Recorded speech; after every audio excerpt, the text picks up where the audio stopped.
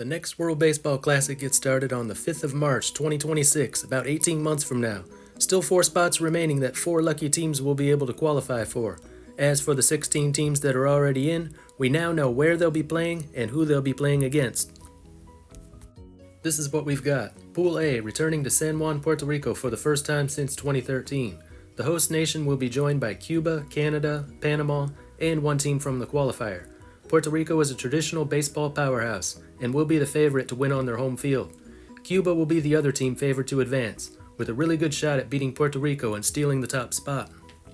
Canada and Panama, 2 countries with the potential to knock off one of the top 2 teams shown here. Canada's always got a good team but just never seems to be good enough to advance, though they have beaten USA and Mexico in previous editions. Panama had their best WBC ever last year, earning 2 wins but not advancing.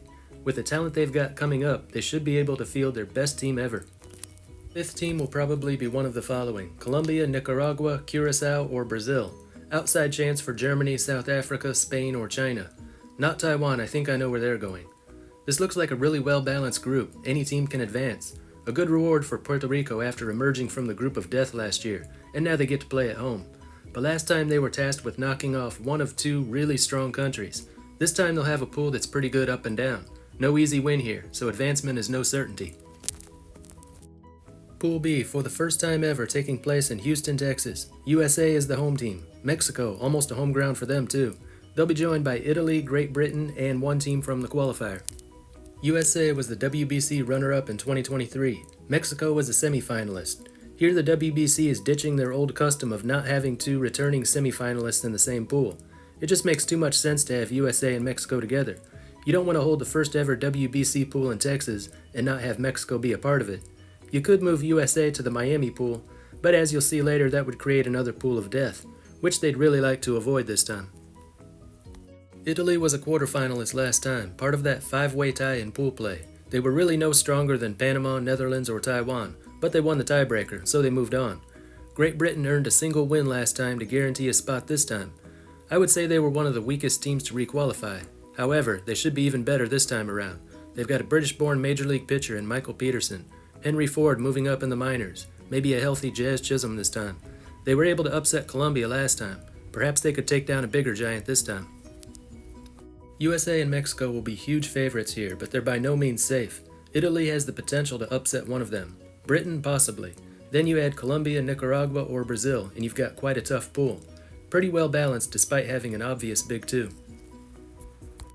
Pool C in Tokyo, Japan, Australia, Korea, and Czech Republic. All that's missing is China, and you'll have the exact same pool as we saw in Tokyo last year. The big difference this year? No China. They did not earn an automatic spot, and I don't see them making it through the qualifiers. Japan, the defending champions, will of course be huge favorites in this one. Australia is a returning quarterfinalist, but most people will point to Korea as the number 2 country in this pool. Czech Republic in their first WBC last year was awarded with a beatable first opponent, China. And they did win, that's why they're here now. But it won't be so easy this time, because I'm sure the 5th team in this pool will be Taiwan. Taiwan should get through the qualifier without too much difficulty, and it just makes geographic sense to place them here. Taiwan can be just as good as Australia or Korea, so it'll make the battle for the number 2 spot a good one. You might call this the easiest pool, but it makes sense to give the defending champions the easiest road to start the tournament. Though we know that's not the reason, it's because 4 of these 5 countries are on the same side of the world. But replacing China with Taiwan gives it a much needed boost. It'll be a little harder for everyone. And Pool D in Miami, Venezuela, Dominican Republic, Netherlands, Israel, and 1 from the qualifier. Venezuela looked great in pool play last time, but didn't go anywhere after that. Dominican Republic, we know they've got some of the best baseball talent in the world, but last time was another disappointment, knocked out in pool play. Netherlands, a semi-finalist in the past, but if a Curacao team qualifies for the WBC, the Netherlands team will be without all those Curaçaoan players, and from what I'm told, players from Aruba will also be on the Curacao team. If that's the case, this Netherlands team will look nothing like it did in past editions. Israel's got an okay team. They were able to get past Nicaragua last time and requalify. A Dutch team with only players from the mother country will be an even match for the Israeli team.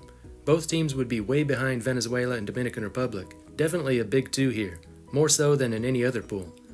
For that reason, I think they'll want to add the best team available from the qualifiers. Could be Colombia, but the more interesting option would be Curacao. They've got enough talent to upset Venezuela or Dominican Republic, and a showdown between Curacao and Netherlands, symbolizing the split between the two members of the same kingdom, happening for the first time in 2026. So it all looks good. The Tokyo pool gets a little harder. No real group of death this time. Much better balance than we saw in 2023. Then we have the quarterfinals, games 1 and 2 in Houston. Pool A runner-up versus Pool B winner. Pool B runner-up versus Pool A winner.